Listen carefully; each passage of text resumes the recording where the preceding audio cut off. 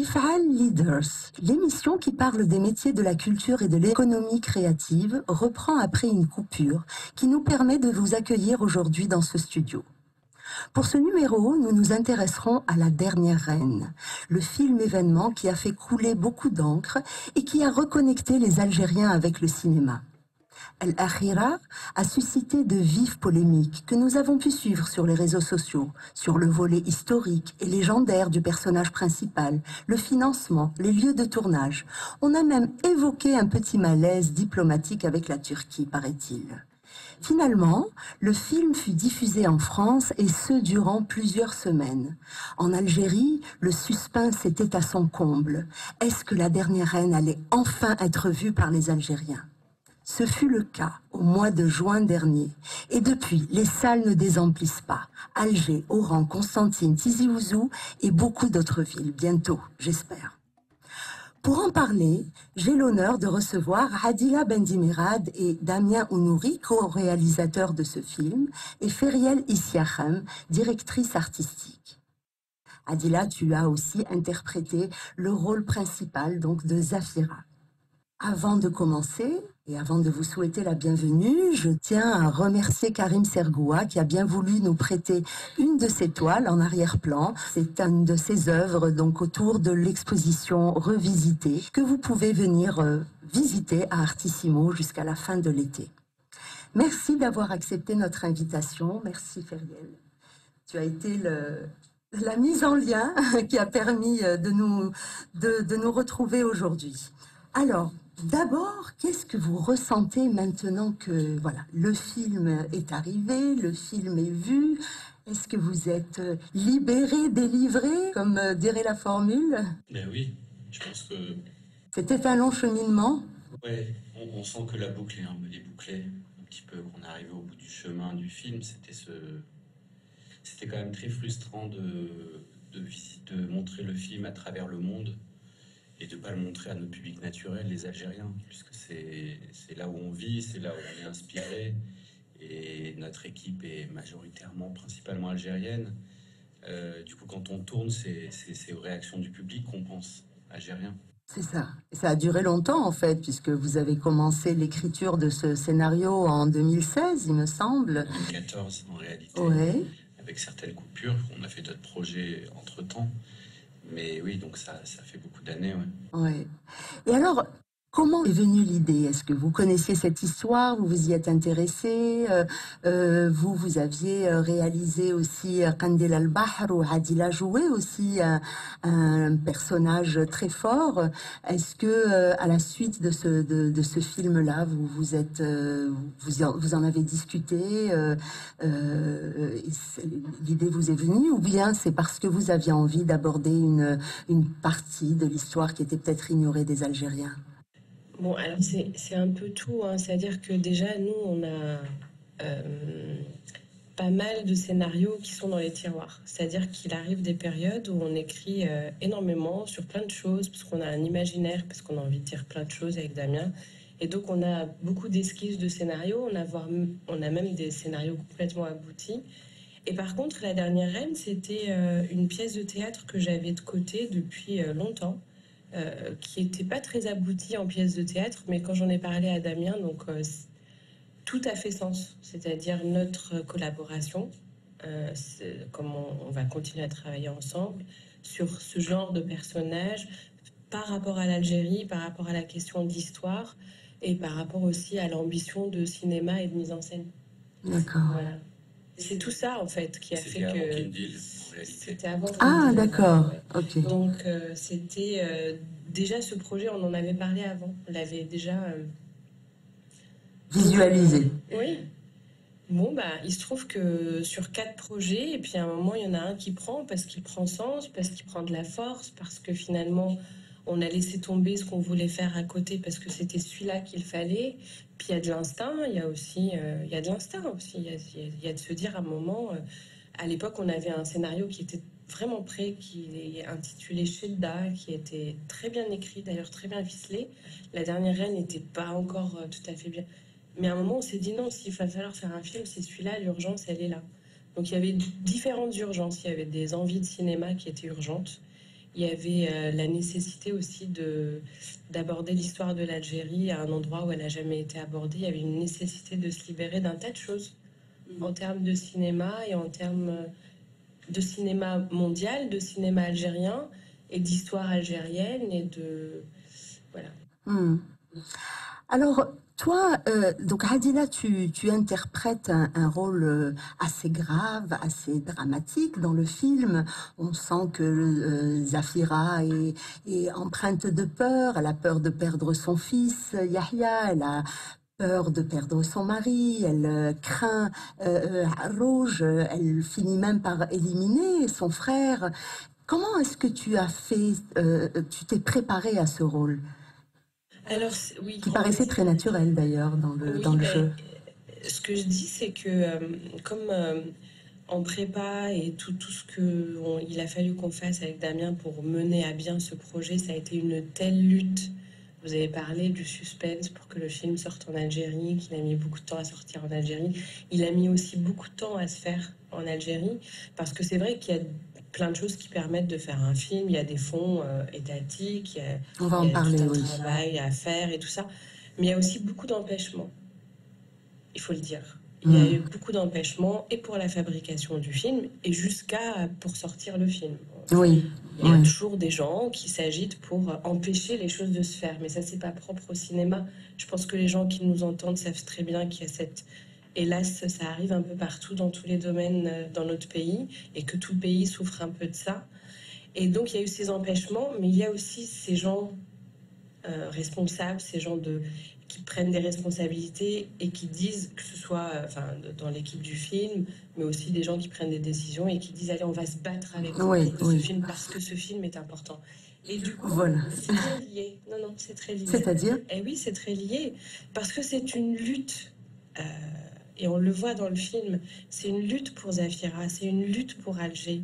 Elle lui dit ne dites pas ça.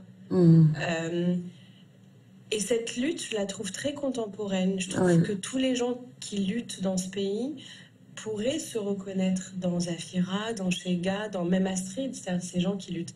Et donc à un moment, avec la préparation, qui ne m'a pas laissé le temps de préparer mon rôle d'actrice. D'accord. J'ai dû m'inspirer de tout ça et me dire pourquoi je vais aller chercher loin.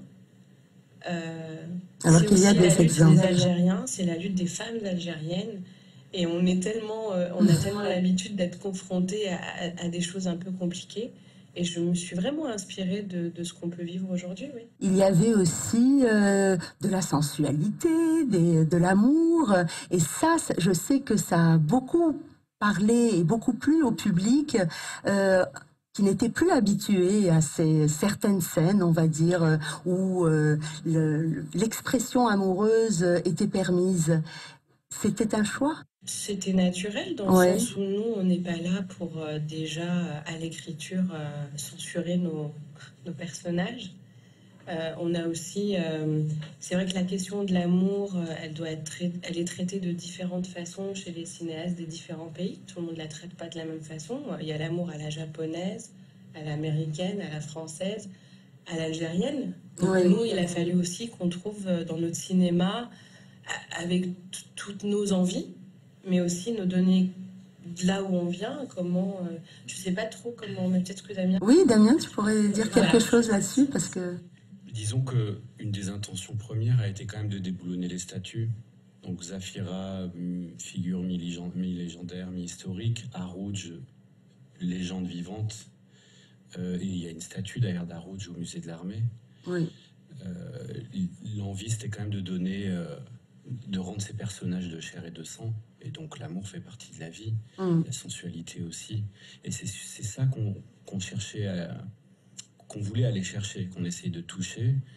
Aussi parce qu'on se disait c'est à partir de là qu'on va sentir les personnages contemporains de nous, spectateurs qui les voyons. Et c'est là où on va pouvoir s'identifier. Que nos personnages ne soient pas des discours sur pattes. C'est ça. Qui vivent, qui incarnent, qu'on les voit presque suer, souffrir et aimer et être passionnés et se brûler. Parce que ça reste une tragédie aussi. Oui, puis je pense aussi que on met en scène la haine, la rage, la colère c'est vraiment tricher que de ne pas mettre en scène l'amour. Et la passion. Et la passion, c'est-à-dire qu'il faut trouver le moyen de le mettre en scène. Voilà, en dealant avec tout. On va dealer avec tout, mais là, ça serait quand même une faute de sincérité. Voilà. Et puis on aime aimer, hein, puisque absolument. Et puis que c'est une histoire passionnelle, effectivement. Alors, avant le film, la plupart des gens ignoraient l'existence de cette histoire. Je peux en témoigner. Mon prénom a toujours suscité des interrogations et beaucoup pensaient que c'était un prénom étranger. Depuis la sortie du film, les langues se délient. Beaucoup ont fait des recherches en histoire et ça a créé malheureusement. Alors, l'aspect positif, c'est que ça nous a permis de voir que le public, les citoyens s'intéressaient à se sont du coup intéressés à cette histoire, mais ça a parfois créé des polémiques un peu virulentes où il y a eu un amalgame entre la fiction et l'histoire. J'imagine que vous avez dû parfois, enfin en tout cas je vous ai entendu presque justifier votre film en disant que nous on a pris un parti et que ça reste une fiction. Comment est-ce que vous avez géré tout ce bruit autour de ça en fait? Alors très sincèrement, moi je suis toujours un peu étonnée quand je rencontre des gens qui me disent il y a eu une sacrée polémique. Hein. Nous, on n'a pas vraiment vécu la polémique. Enfin, ça vous paraît étrange, hein, mais on a reçu tellement d'amour des gens qui ont vu le film. Qu'on était, mais tellement. C'est-à-dire, moi, j'ai pas fait un film dans ma vie où j'ai eu à gérer autant d'amour. C'est fou, hein. Donc, vous vous rendez compte ce que c'est pour nous? C'est énorme. C'est-à-dire qu'on a eu non seulement, quand le film est sorti, notamment en France, parce que c'est là où il est sorti en premier, même si nous, on voulait le faire sortir ici en même temps, mais ça n'a pas été possible. Donc quand les Algériens, c'est eux les premiers qui ont pris en charge ce film, quand on a eu les premiers retours, nous on était dans un tourbillon non seulement d'amour, mais constructif, intelligent. On a eu des retours extrêmement pertinents des gens. Les gens, ont vu le film 3-4 fois. Je veux dire, les gens ont vu le film minimum 2 fois. Vous vous rendez compte, c'est énorme. Et donc, les gens emmenaient leurs enfants après. C'est vrai. Ils emmenaient leurs enfants, donc très vite, ils ont eu envie de transmettre. Très vite, on a eu des profs en France qui sont d'origine algérienne ou maghrébine. On a eu aussi des associations. D'ailleurs, je salue l'association G8 qui est fondée par des Français d'origine algérienne, sénégalaise et qui nous disaient ça, c'est un film très important pour l'Afrique parce qu'on voit que l'Alger est aussi africaine, méditerranéenne et aussi internationale. Et donc, on a été très soutenus par la communauté algérienne, africaine finalement, en France. Et les profs emmenaient leurs élèves. Les profs en Algérie aussi emmènent leurs élèves. Il y a une envie de transmettre et nous, comment vous dire, on est comblés. Après, pour la polémique, je pense qu'il y a quand même... la première polémique qui a commencé... c'est un peu les gens qui ont essayé de bloquer le film. Bon, c'est pas grave, ça fait partie de la vie. Hein.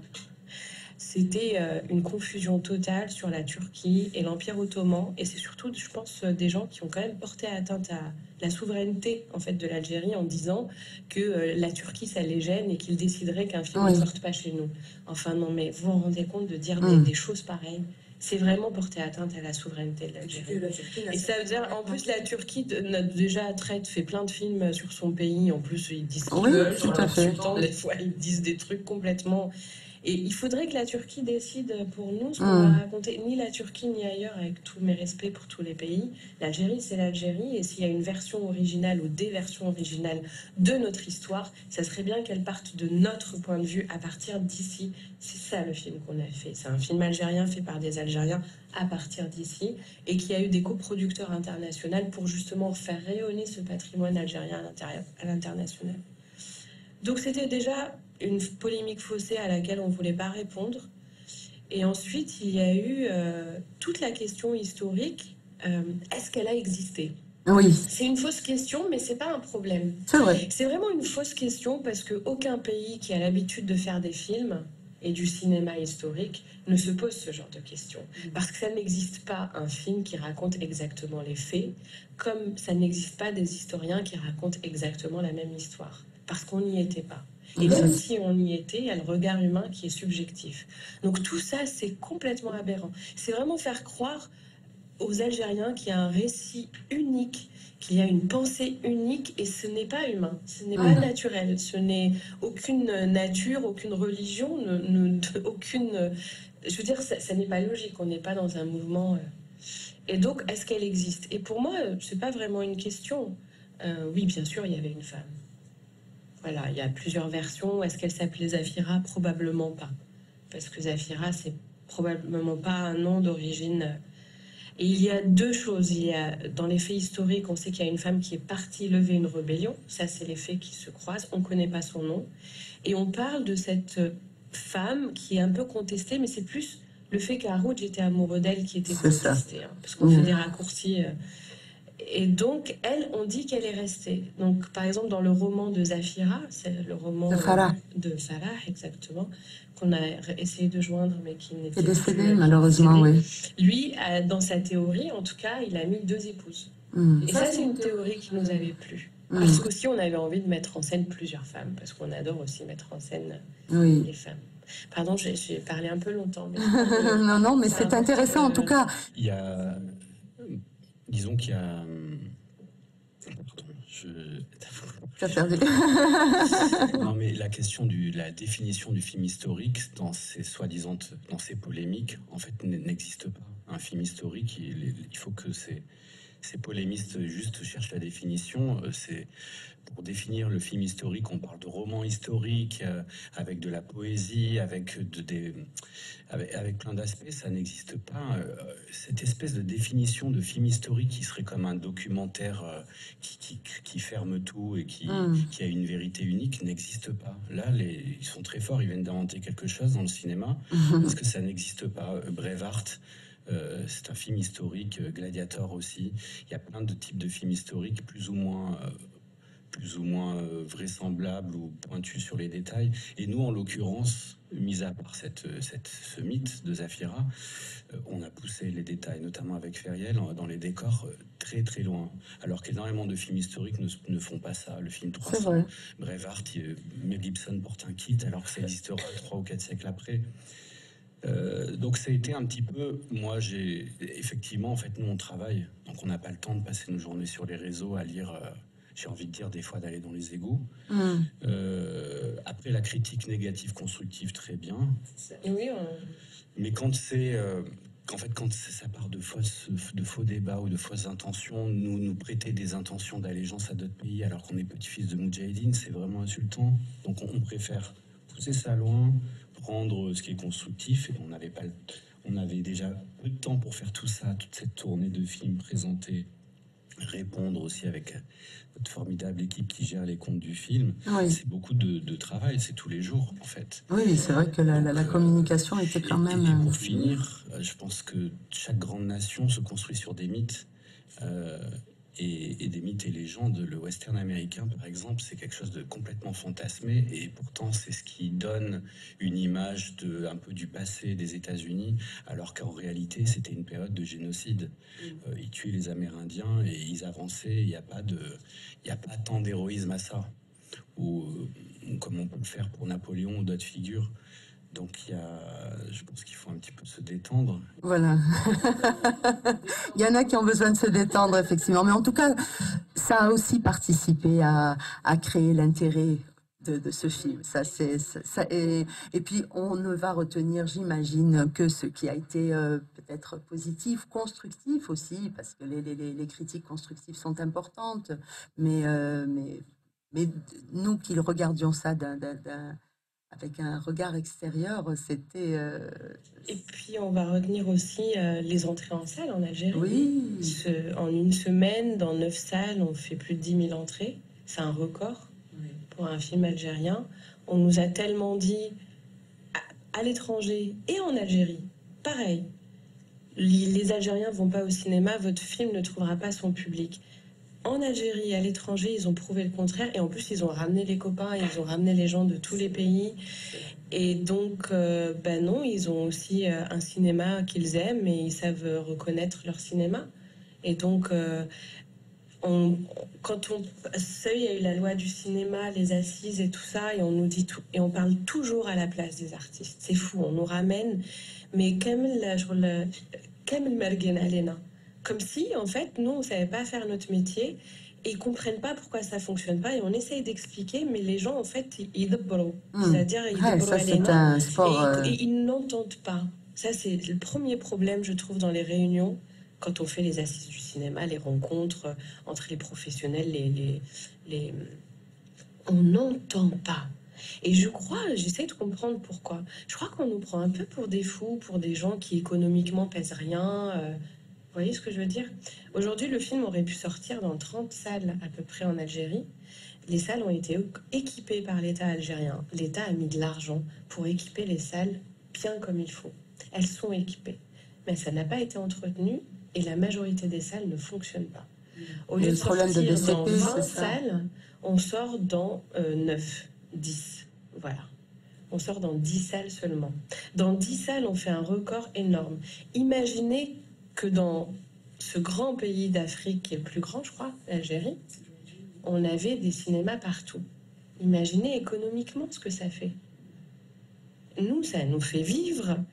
Ça fait vivre les distributeurs, ça fait vivre les exploitants. Ça fait vivre les commerçants autour. En fait, voilà, il y a un métier, il y a des métiers, Nasl Mehna. Les gens du métier, c'est les exploitants, c'est les gens qui gèrent les salles. C'est un métier. On peut pas dire oui, mais moi j'ai la salle. Oui, mais t'as la salle, mais t'as pas la pensée, t'as pas l'envie, t'as pas la nécessité, ça marchera pas. Oui, mais moi je peux distribuer. Non, c'est un métier aussi. Chacun son métier. Voilà, il y a des métiers comme ça, comme exploitant et distributeur, qu'il faut libérer et laisser faire. Et ça, c'est plus qu'une joie, c'est une victoire pour nous. C'est-à-dire victoire. On a fait ça et le public est là.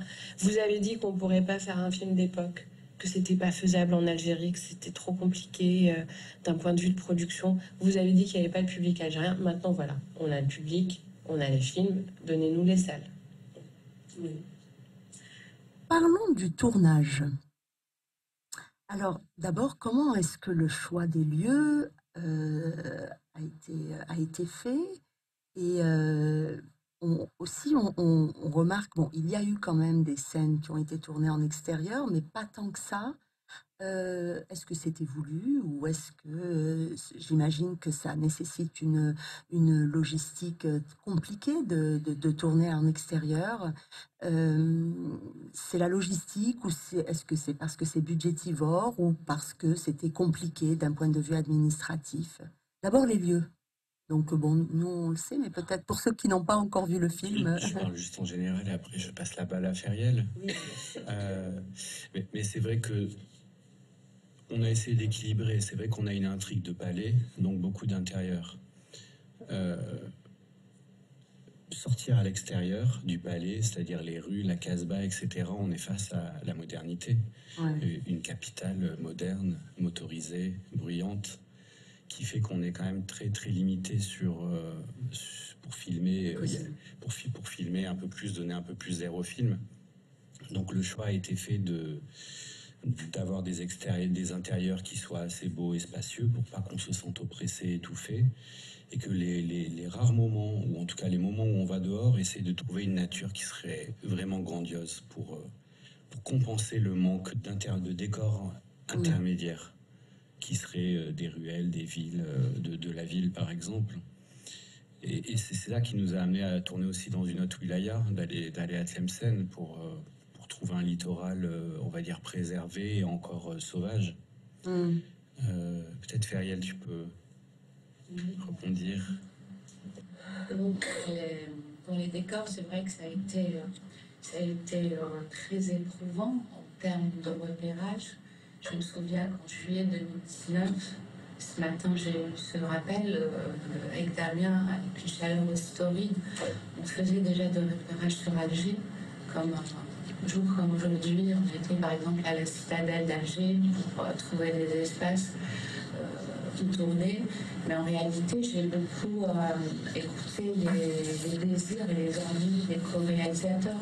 Parce que bien évidemment, il fallait suivre au pas un peu toute cette intrigue de palais, ensuite en extérieur.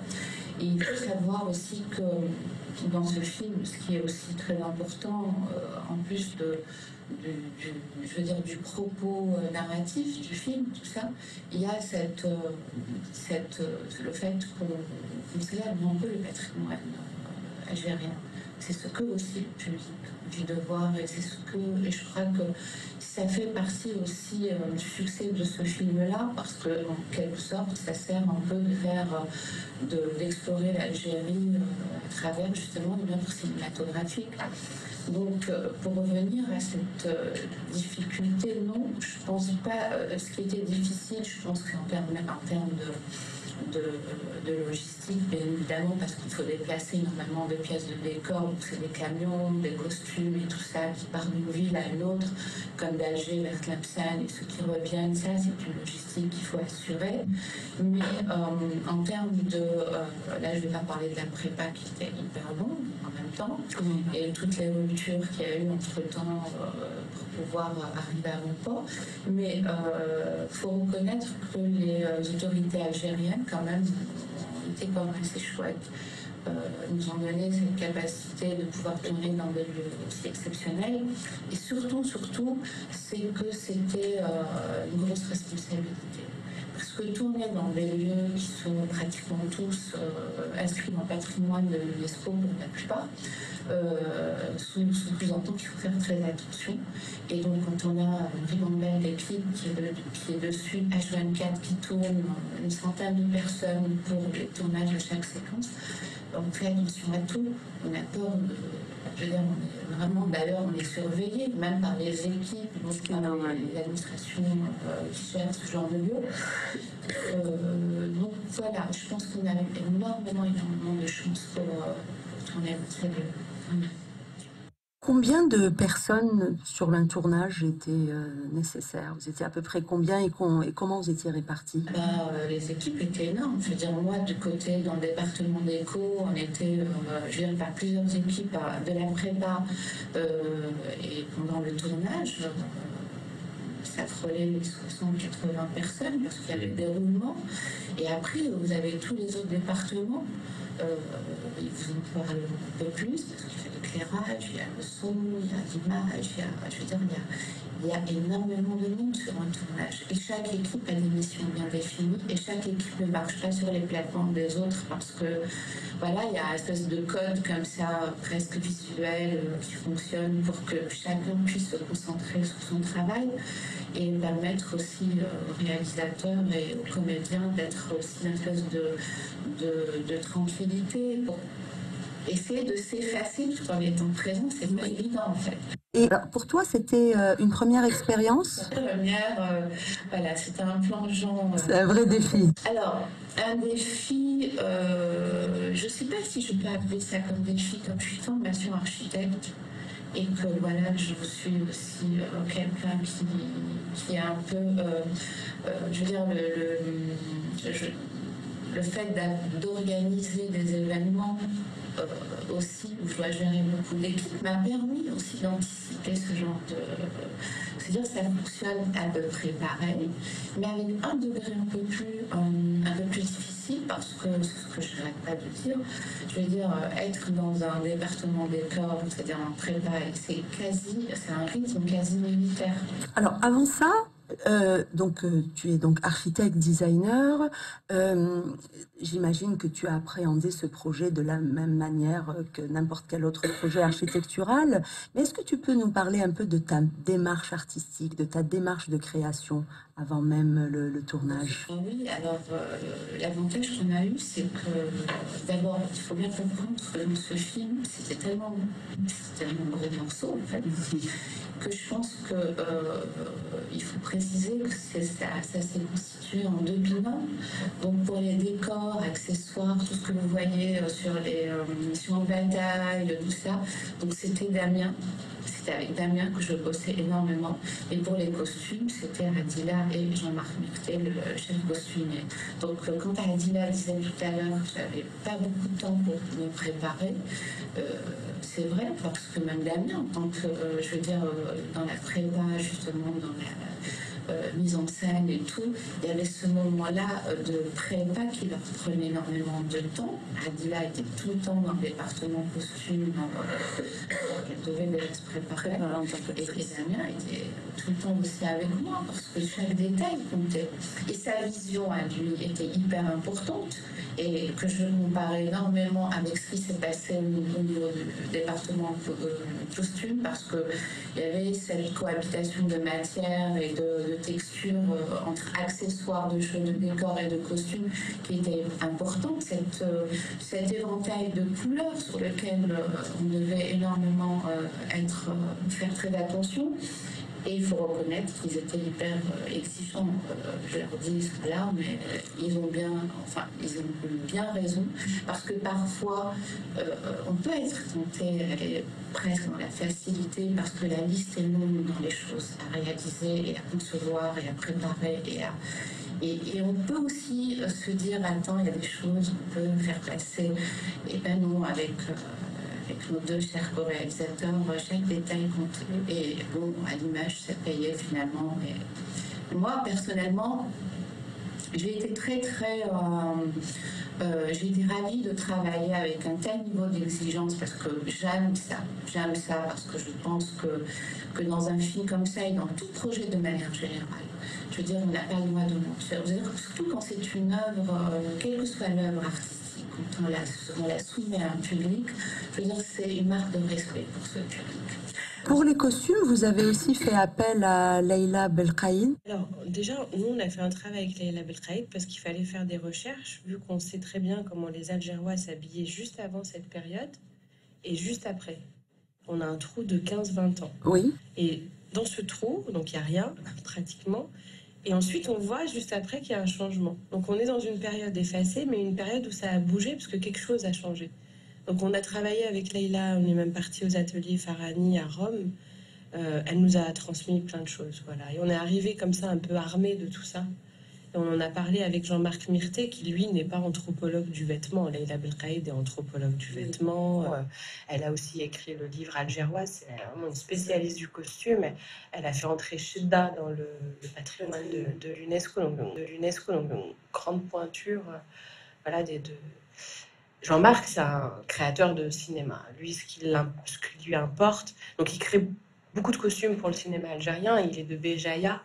Il vit aussi à Alger. Sa famille sont d'origine de Béjaïa. Donc, il crée des costumes efficaces. Il a tout ce savoir-faire de cinéma.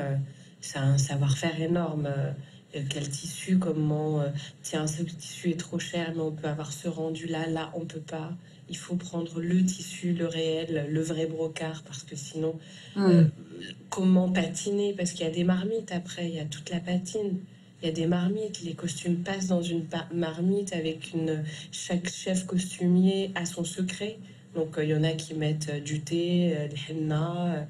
Lui, Jean-Marc, il met autre chose. Pourquoi des marmites? On patine. Patiner les costumes. Les costumes paraissent... qui brillent, c'est ça? C'est pour un effet... tout neuf, sorti d'un set. Enfin, qui paraissent vivants. Il y a... Le travail de la patine, c'est un travail, on ne se rend pas compte, mais il est... Mais qui le fait? Il y a des personnes spécialisées ici en Algérie? On va le c'est un chef patineur qui patine de vêtements. Il patine dernièrement, il était avec Jafar Gassem pour ses... D'accord. Oui, il patine tous les films historiques. Quand on voit les gens et que ça a l'air vrai, ça a l'air... Mais alors ça c'est parce que je vais te reposer la même question pour la partie du décor, mais là sur la patine, est-ce qu'il y a, on fait quoi comme école pour devenir chef patineur? On fait du terrain, c'est vraiment Jean-Marc, c'est chaque chef costumier va avoir. Normalement, c'est vrai qu'on devrait avoir plus de patineurs, comme on dit, de patineurs, oui. Achour l'a appris très jeune avec Jean-Marc. D'accord. Il a patiné sûrement ailleurs, mais il patine particulièrement avec la méthode de Jean-Marc. Il y a différentes méthodes. Donc les chefs costumiers arrivent et donnent des méthodes à leurs équipes. Et après, les équipes, les gens, ils se font leur propre méthode après. Parce que sur le terrain, comment patiner le cuir? Il a fallu poncer, il a fallu... Des fois, il invente aussi. Parce oui, il y a de l'expérimentation. Voilà, l'expérimentation. Mais ça a été prévu en Algérie. Donc il y a des ateliers. Les couturières. Alors non, il y a plusieurs couturiers qui ont l'habitude de travailler au cinéma. On en a. Oui. Et donc, les chefs costumiers en Algérie choisissent des couturiers. Ils ont leur réseau de couturiers, donc c'est vraiment des gens qui ont fait de la couture, tout simplement. Et donc, quand il y a un super bon couturier qui arrive, ah, tu sais, celui-là, il est super. Donc, nous, par exemple, on avait la plus jeune des couturières, Shafira, qui était vraiment la plus jeune, elle est arrivée, elle avait 19 ans, on a tourné le film, elle en avait 21, ou un truc comme ça, et on l'a emmenée avec nous sur le tournage, parce que non seulement elle coud bien, mais en plus elle habille bien. Donc il y a un autre métier qui s'appelle l'habilleur. Et quand on est habillé par quelqu'un qui sait habiller et on a le même costume et on est mal habillé, c'est pas du tout le même effet. Et c'est quoi être bien habillé? Parce que déjà, ça peut susciter. Enfin, je pose cette question parce que ça peut susciter des vocations en réalité. Par exemple, dans les costumes de la dernière reine, bon là on est dans des costumes complexes. Il y a des costumes plus simples mais qui méritent un habillement. Les habilleurs déjà vont gérer, comment vous dire, bon, il y a tout l'aspect logistique. Donc il y a un planning de tournage. Donc tiens, dans cette scène, elle va rentrer dans l'eau. Il faut prévoir plusieurs costumes pareils pour qu'elle puisse se changer, parce qu'on n'aura pas le temps de sécher les costumes. Entre les prises. Entre les prises. Là, je sais qu'il y aura de la gadoue. Ils vont c'est décrit comme ça dans le scénario. Il faut prévoir ça. Faut aussi prévoir des couvertures parce qu'il risque de faire froid.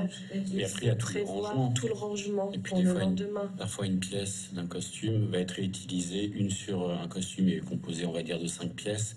Une pièce va aller sur un autre costume pour un autre jour. C'est la gestion. Il y a toute cette gestion-là. Des stocks, des raccords. Et puis c'est pas au comédien d'arriver et se dire qu'est-ce que je mets, qu'est-ce que je prends. Tout est sur cintre. Le comédien, limite, il arrive, il lève les bras. Le comédien, il arrive, il est. Oui, parce qu'il doit se concentrer sur son rôle.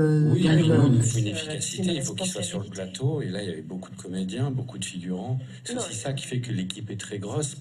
On peut, on va dire, faire un petit film se fait avec une équipe technique de 30-35 personnes.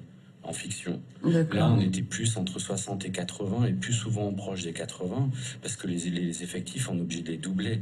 Quand il y a 10 comédiens, 15 comédiens principaux, plus après de la figure, c'est des grosses équipes. Ah oui. Des fois, il y a 2 chefs maquilleuses qui bossent en même temps. Pareil, en costume, c'est doublé. Ceux qui font la lumière, habituellement, il y a ce qu'on appelle un chef électro. Il a 2 assistants. Là, il en a 4, voire 5. Au son, il n'y a pas un seul perchman avec l'ingénieur du son, il y en a 2 plus un stagiaire, ça fait 4. Donc tout ça fait que... Oui, et tout ça fait que, en plus, on manque un petit peu de... Voilà, il y a plein de métiers, on cherche à recruter, on a aussi du mal à recruter, parce qu'il n'y en a pas suffisamment. Mais je donne un exemple un peu rigolo, il y a plein de gens qui me disent « des fois, bon... les acteurs, c'est génial, vous arrivez, vous êtes habillés, maquillés, vous êtes des stars. » Non, en fait, on n'a pas le droit de se maquiller, on n'a pas le droit de s'habiller, parce que c'est une responsabilité lourde. Quand par exemple, on a une scène où je suis à la maison, dans la cuisine, en train de préparer mon café, et je descends dans la rue. Donc ça vous paraît logique. Sauf que c'est pas tourné le même jour. Le jour où on tourne dans la cuisine, c'est 2 semaines avant, et quand je descends dans la rue, c'est 2 semaines après. Donc la maquilleuse doit tenir ses raccords, la coiffeuse aussi, et l'habilleur ou l'habilleuse doit contrôler que c'était exactement porté de la même manière. Ici, les boucles d'oreilles, elles sont bien là, et il nous arrive des fois d'oublier. Au montage, c'est une catastrophe. Un exemple. Un exemple. Non, j'ai un exemple de scène. La demande. Tu vas pas dire les faux raccords du film. La scène de la demande en mariage, donc où Harout vient demander la reine Zafira en mariage. Dans la scène, on voit qu'il y a quand même du monde. Il y a beaucoup d'hommes, il y a une trentaine ou quarantaine de mecs. Il y a Zafira, c'était une journée où il pleuvait, donc on a dû faire une... Raccord lumière. Non, et puis nous couvrir en fait. C'est une petite pluie fine qui se voit pas forcément à l'image, mais il a fallu couvrir toute la zone où on tourne et la lumière est artificielle. Même si à l'image, c'est une lumière de jour. Parce que comme la journée, le soleil tourne, ça fait bouger les ombres sur le visage, donc souvent on recrée. Quand Adila arrive pour s'installer et qu'on va commencer à répéter, faire les premières répétitions, comme ça l'équipe technique à l'image, il voit le jeu. Moi, je me rends compte que le voile, le foulard qu'elle porte, il n'est pas bien repassé. Et du coup, je dis, non, c'est pas possible. On va faire le dos, il faut que ça reparte. Donc là, il y a toute cette équipe, ces 60-70 personnes, tous ces comédiens et figurants, 40 personnes qui attendent que le costume reparte plus loin dans un autre bâtiment pour qu'il soit repassé. Et à ce moment-là, je me rends compte qu'Adila n'a pas de boucle d'oreille parce qu'elle est en deuil, etc. Ils se sont dit, Et je dis, mais non, ça manque, là, il y a quelque chose. Déjà, le maquillage est hyper léger. Il faut des petites boucles. Qu'est-ce qu'il y a? Donc là, les habilleurs et les accessoiristes, c'est la panique. Tout le monde, en plus, il y a une personne pour les bijoux. Tout le monde court et amène et propose. Et là, il faut faire des choix rapides. Et alors qu'il y a la pression du temps et qu'on tournait en plus en hiver, donc les journées sont courtes. Et au final, ce voile, on pourrait dire, on s'en fiche. On parlait de pousser les détails, qu'il soit pas bien repassé, qu'il soit un peu comme ma chemise. Au final, tu n'as pas repassé. Au final, oui, c'est devenu l'affiche du film. Oui, c'est vrai. Et ce voile sur l'affiche est tellement important. Et s'il avait été tout froissé, donc c'est pour ça que le diable est dans les détails et que ça vaut le coup. Et que voilà, chaque poste est important. Et du coup, chaque poste c'est une responsabilité. Chaque poste a de l'exigence et est en sueur. C'est ça. Tout le monde est en sueur, à courir, à chercher, à faire que... D'extérieur, ça doit paraître un peu fou, parce que c'est un peu vain, c'est qu'un film.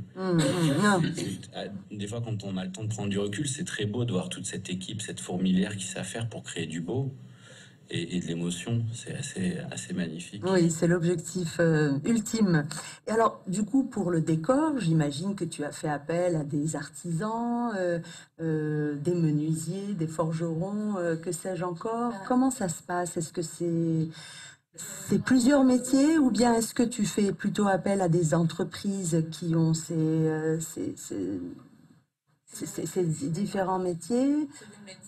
On a l'impression que en Algérie, il n'y a pas de personnes spécialisées dans le cinéma, en tout cas dans ces petits métiers, même si ces dernières années, on a pu voir dans les séries ramadanesques, quand même en qualité, le niveau avait été un peu plus élevé. Mais comment toi, donc directrice artistique, tu fais le choix de prendre tel ou tel artisan? Est-ce que c'est le réseau ou est-ce que le réseau est suffisant? Est-ce que c'est simplement le réseau ou est-ce qu'aujourd'hui, il y a quand même des nouveaux talents qui se développent? Comment vous les connaissez? Comment vous les recherchez? Et puis, et comment vous gérez tout ça aussi? Bon, alors ce que a oublié de dire Adila, c'est que la question a été posée pour les costumes, les décors et tout. On travaillait tous dans un même lieu, dans un grand espace qui nous a été mis à disposition gracieusement. Où, si je peux me permettre? D'accord. Donc imaginez, c'est un parking. C'est un parking qu'on a... qu'on a squatté, où imaginez qu'il y avait toutes les équipes de costumes, parce que dans ce genre de film, il fallait énormément d'espace. Donc non seulement il fallait les bureaux propres, donc de la prod, où tout le monde se réunissait, où on avait des moments comme ça de briefing et de débriefing en fin de semaine pour ce qui nous restait à faire. Et il y avait aussi la partie, entre parenthèses, tout ce qui était... parce que par exemple, je donne un exemple, quand il fallait réaliser tout ce qui est cuirasse, tout ce qui est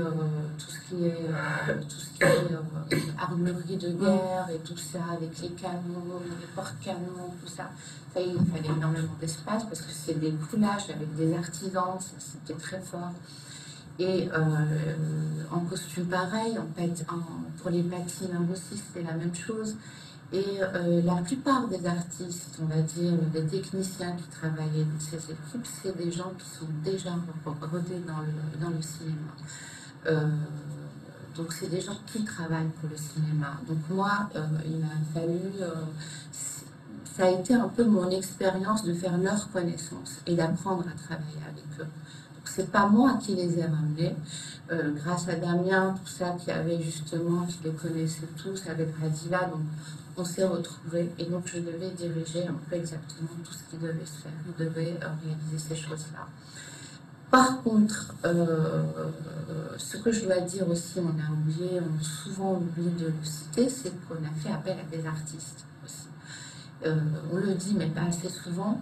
Quand vous voyez par exemple des pièces maîtresses comme la main de Harold, voilà, ça a été un artiste auquel on a fait appel, qui était Abdelhamid Chebouch, qui nous a fait un peu la partie forme de la main. Mais ensuite, c'est parti dans nos propres ateliers, donc de la prod, en décor, où on avait nos propres techniciens, notamment tout ce qui est constructeur, accessoiriste. Je vais citer à titre d'exemple notre ami là, qui s'occupait de la main, qui vient de Béchaya, qui est un artiste issu des Beaux-Arts, qui a choisi le secteur du cinéma, donc qui travaille dans les décors. Et oh là là, il y a eu tellement de noms d'Arantar Bouaziz. Je voulais le citer, c'était important parce que la main de Harouch, c'était quelqu'un de tellement précieux qu'elle a été portée jusqu'à la fin du tournage parce que elle est passée par plusieurs mains jusqu'à atterrir chez une artiste de Tlemcen qui est miniaturiste, qui a travaillé sur le décor de la main. Il y a Fela aussi Tamzali qui nous a conçu ce beau retable en forme de paravent qui s'articule, qui est placé en arrière-plan de la scène du aîné de la reine Zafira, qui est la représentation du rêve par rapport à la lecture du scénario du rêve de Zafira. Oui. Donc, on a eu aussi Jafar Zizi aussi, qui a fait beaucoup de travail sur la calligraphie, le khat al-maghribi, sur tout ce qui est comment dire, les lettres qu'on voit lues, par exemple celle du père de Zafira, ou bien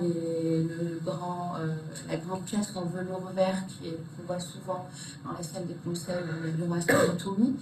On a fait appel, donc, en plus de l'équipe du film, c'est-à-dire des ateliers qui étaient, donc c'était une vraie fourmilière, on travaillait tous les jours, du matin au soir, y compris le samedi, et parfois, par manque de temps, on travaillait même les vendredis, parce qu'il fallait vraiment, c'est des timings bien précis, quand on nous dit que tel jour on commence à tourner, donc on ne compte plus. Donc on a eu cette opportunité de faire appel à des artistes en dehors du film. Et ça aussi, c'était formidable. Donc c'était juste pour vous dire que moi, j'ai découvert aussi à travers ce film, moi qui croyais quand même connaître beaucoup d'artisans, beaucoup d'artistes et tout, j'ai découvert des savoir-faire dans le monde du cinéma d'une dextérité vraiment exceptionnelle. Oui, d'accord. Voilà. Et pardon, je comprends ta question qui est sur le fait de, quelque part, est-ce qu'on a les savoir-faire et où sont donc ces techniciens spécialistes? C'est vrai qu'il y a peu de films en Algérie, mais en fait, ces techniciens travaillent beaucoup le reste de l'année en publicité, par exemple, ou en feuilleton. Les domaines ne sont pas cloisonnés, et du coup, même s'ils ne sont pas sur des films, on évoquait la qualité qui a augmenté dans les feuilletons, mais dans la publicité aussi. Et donc, c'est ces mêmes équipes. Donc, en fait, ils travaillent tous les jours. Et en publicité, c'est avec des cadences et des rythmes aussi très, très soutenus.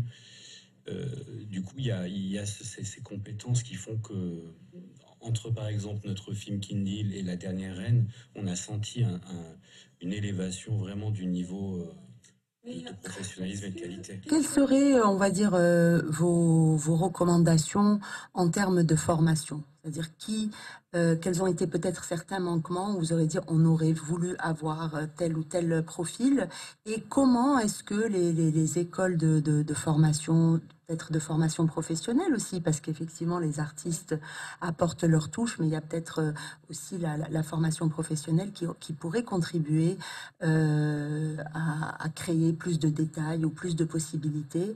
D'après vous, il y a des choses à faire là-dedans?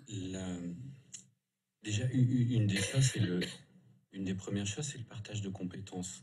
Peut-être qu'Adila va parler de ça, de quelle formation on pourrait mettre en place, quelle école on pourrait construire. Et le temps de faire des écoles et des formations, ça va prendre plusieurs années. La question, c'est pour maintenant. Et ce qui marche le mieux actuellement, c'est l'accueil des tournages étrangers. L'Algérie a un territoire immense, on parlait tout à l'heure le plus grand d'Afrique. C'est une source entre les différents paysages marins, le littoral, les déserts, les montagnes, les forêts. On a des paysages exceptionnels en Algérie. Donc on pourra accueillir, quand on voit que les pays voisins, la Tunisie et le Maroc, accueillent énormément de tournages américains ou étrangers, alors qu'ils ont une variété beaucoup moindre que la nôtre, on pourrait faire venir ces équipes. Et quand une équipe étrangère vient, elle embauche les équipes locales. C'est-à-dire faire Et du ça, learning by doing, quoi, en gros, comme ce et qui, ensuite, et en parallèle, et créer c'est des ce qui s'est écoles. passé pour beaucoup de nos chefs de poste de maintenant, qui travaillent, on va dire, les plus anciens depuis 20 ans. Ça a été des tournages comme ça avec différentes nationalités. Et il y a un échange. Au début, ils étaient assistants. Puis petit à petit, ils sont montés, ils ont créé leur propre style. C'était le cas même à l'époque de la bataille d'Alger. C'était des Algéros italiens. Historiquement, ça s'est toujours fait.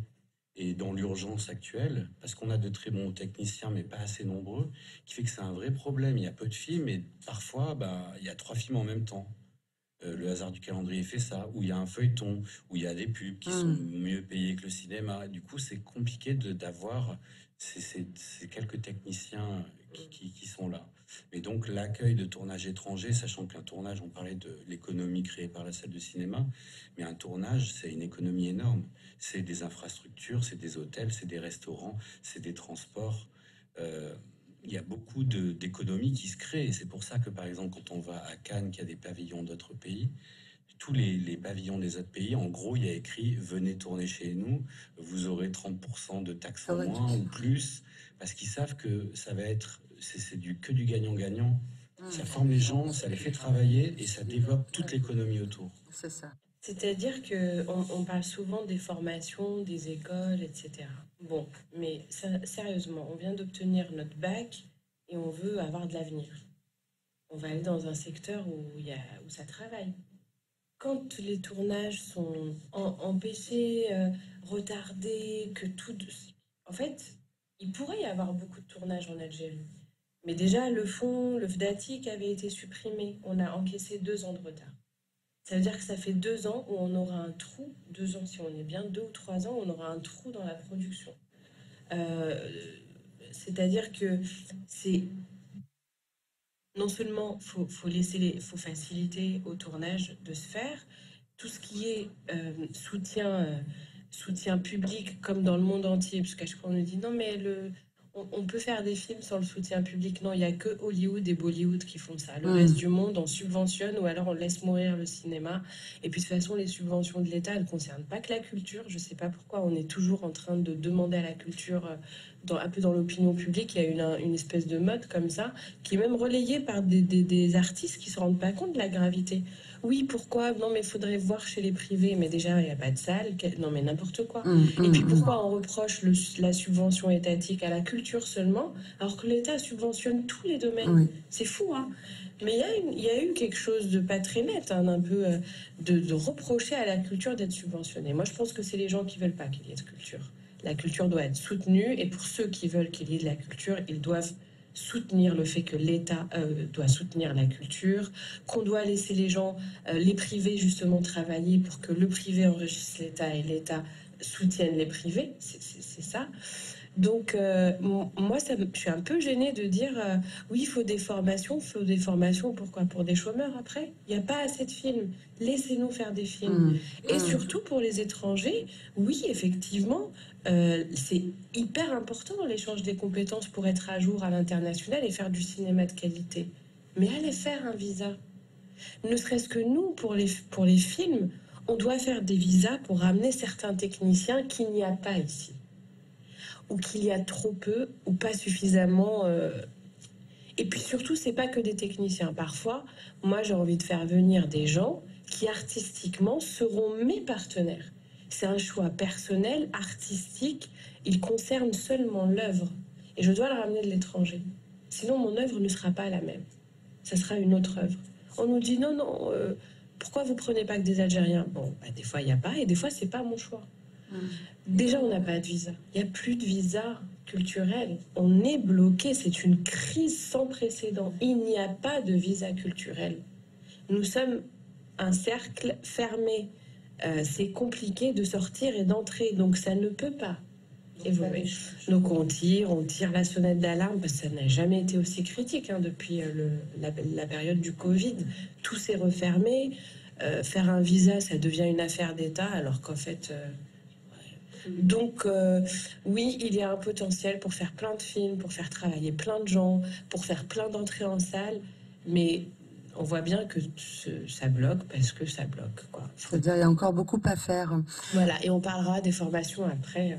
Le terrain est un super c'est pas formateur. la priorité. Et après, le terrain dira j'ai besoin de ça, j'ai besoin de ça. Ah tiens, on a déjà ça, on va exploiter ça. Oui. C'est ça le terrain. Pour la musique, vous avez choisi les frères Galperine. C'est ça? Est-ce que on connaît, moi, je ne connaissais pas. Pourquoi ce choix, enfin? Qu'est-ce qui a fait que vous les avez justement choisis? Parce que la musique dans un film est très importante. Et c'est vrai que là, on était aussi transportés à la fois par les décors, mais le fond musical était En fait, très beau. c'était assez compliqué pour la musique parce que déjà, on a mis du temps à pouvoir s'en occuper. Déjà. Et on avait imaginé un film. Et puis on a tourné, on a vu des images. C'est pas tout à fait ce qu'on imaginait. J'avoue, c'était un peu mieux que ce qu'on imaginait. Non, c'est vrai, on a eu des surprises parce que tous les détails sont apparus au moment où on a dit action, où tous les départements se sont rassemblés pour construire cette scène, ou la première scène du film, la deuxième, et chaque jour. Et la préparation par nos chefs de poste, comme le premier assistant, Fouad Trifi, par la production, l'équipe mise en scène, l'image par Shadi Chaben, qui est arrivé de Bruxelles. Par exemple, lui, si c'est pas lui, ça serait pas ce film-là. On l'a fait venir de Bruxelles. Et donc, lui a donné tout ce cachet à l'image du film, Shadi Chaban, qui est d'origine libanaise. Et donc, c'est qu'au moment où tout le monde se rencontre, il y a, voilà, il y a ça. C'était quoi la question? Pardon. Non, les frères Galperine. Alors, voilà, on avance sur un film et c'est pas ce qu'on imaginait. Et puis, je crois, moi, c'est mon explication, hein, après Damien. Et donc, à un moment, on aspire à une autre musique, c'est-à-dire qu'on n'a pas forcément envie de rester. C'est comme à Roach. Il a fallu ramener quelqu'un de l'étranger, qui soit d'origine algérienne, mais qui soit quand même étranger, qui soit cet étrange étranger qui arrive dans ce territoire, qui ne parle pas parfaitement l'algérien avec un accent parfait, même si Dali a parlé très bien dans le film, mais déjà, lui, par sa famille, il parlait kabyle. Il n'était pas arabophone. Donc, il s'est amélioré par le film sur son arabe. Mais il a fallu ce regard étranger. Donc, là, pour le coup, on a fait comme un casting. C'est-à-dire, on a fait un appel, on a essayé différents. On a aussi essayé avec des compositeurs algériens. Il y a eu parfois des impossibilités. Et c'est surtout, je pense, par contre, les compositeurs qui travaillent beaucoup pour le cinéma, ils ont un sens du timing et du rythme et des exigences. Et ils mesurent parfaitement les difficultés de production, de timing. Donc, quand on demande un morceau, le morceau arrive. Quand on demande un changement, il se fait vite. C'est des impératifs qu'ils connaissent très bien. Et donc, on a essayé, même il y avait des Allemands, des gens de différents pays qui ont essayé. Et les Galperine, pour le coup, ont aimé le film. C'est un peu des stars, on les salue, mais c'est quand même un peu des stars. Ils étaient sur un gros projet sur HBO, je crois, c'est ça. Et bon, le projet s'est pas fait. Ils aimaient beaucoup le film, donc ils ont accepté aussi de. Ils nous avaient déjà même, avant même qu'ils puissent composer pour le film, ils nous avaient déjà envoyé des morceaux. Ils nous avaient dit vous pouvez les utiliser gratuitement. Ces morceaux étaient superbes, mais ils ne correspondaient pas au film parce que c'était pas ceux du film. Et bon, le destin a fait que finalement ils ont pu se libérer et on est parti très vite. Ça s'est fait très vite. Sans aucun regret, ça a apporté quelque chose d'étrange, étranger. Voilà. Mais qui a le langage. Qui était moi, je sais pas. Votre volonté. Moi, à un moment, c'est aussi un feeling aussi. On sent que ça colle. Voilà, c'est les enfants du grand compositeur russe Galperine. Ils sont de mère ukrainienne. Voilà. Ouais, un beau mélange. Un beau mélange. Actuellement, ça existe quand même. Ouais.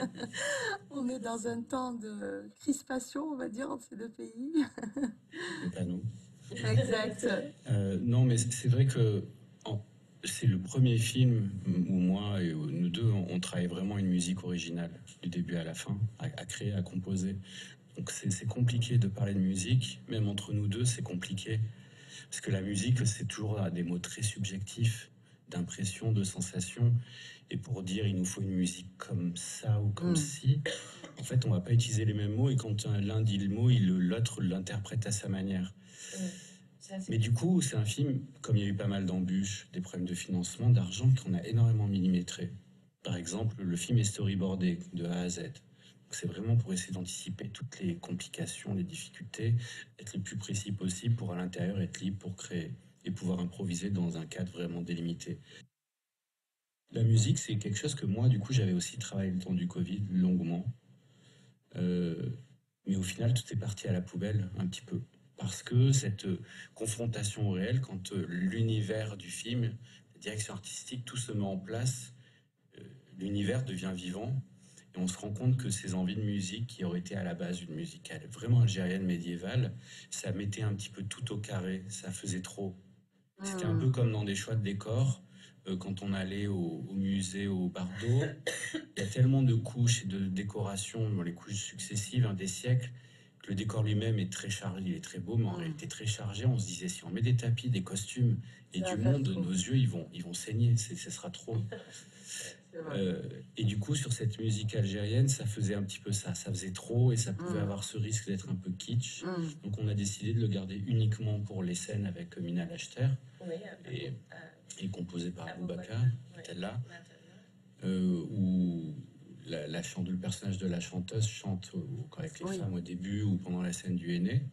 Et c'est vrai qu'après, donc il y a eu cette quête des compositeurs pendant le montage. Et c'est vrai que les Fleurs Galperine, quand ils nous ont envoyé, il y a eu, personnellement, on a ressenti de l'émotion. Mais moi, je me rappelle, j'étais en visite chez mes parents et du coup, je dis, tiens, maman, écoute.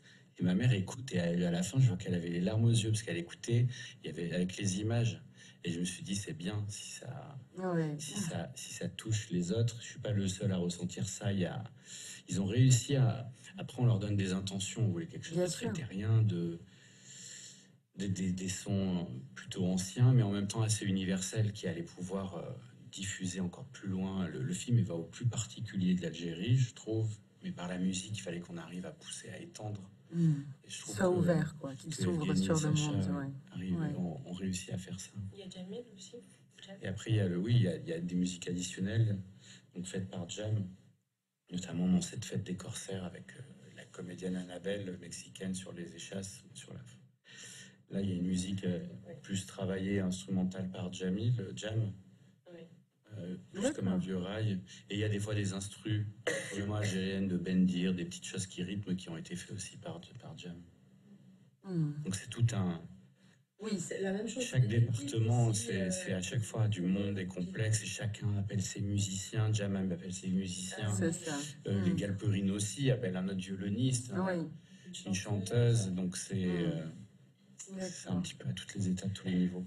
Alors, comment on a l'impression que c'est plus la presse alternative en France qui a porté le film plutôt que la presse, les mass médias, comme on dit. Bon, je sais, vous avez eu la possibilité de passer à TV5, mais je ne sais pas si les grands médias, les médias lourds en France ont joué le jeu peut-être de la promotion de ce film. Est-ce que ça a suscité leur intérêt? Est-ce que ils ont aimé? Ça a dérangé? Comment a réagi le milieu franco-français à la sortie de votre film? Je me lance. Non, mais c'est normal. C'était étonnant. Et dès le départ, beaucoup n'ont pas compris. Ils se disaient, mais c'est quoi? C'est un blockbuster, c'est un film c'est un gros blockbuster algérien, c'est pas du cinéma d'auteur. Ah, mais c'est pas trop ce qu'on attendait de l'Algérie. Non, mais qui va s'intéresser à ça? Ils n'entraient dans aucune case, en fait. Et encore plus, je pense, parce qu'il venait de l'Algérie. Et c'est quand même étonnant, parce que ça, c'est vrai que je m'y attendais pas. Je me suis dit quand même, avec tous les Français d'origine algérienne, avec tous les Algériens en France, avec toute l'histoire commune, il y a comme une population en France. C'est pas comme dans n'importe quel autre pays. C'est-à-dire qu'il y a une population historique, et jusqu'à présent, qui est d'origine algérienne, et qui mérite quand même qu'on lui donne un peu son cinéma, vous voyez, qu'elle soit aussi dans quel est son récit, qu'il n'y ait pas juste le récit. Et je sais pas, il y a eu franchement, moi je trouve que ça allait pas. C'est-à-dire que vraiment ça accrochait pas. Il y avait un problème.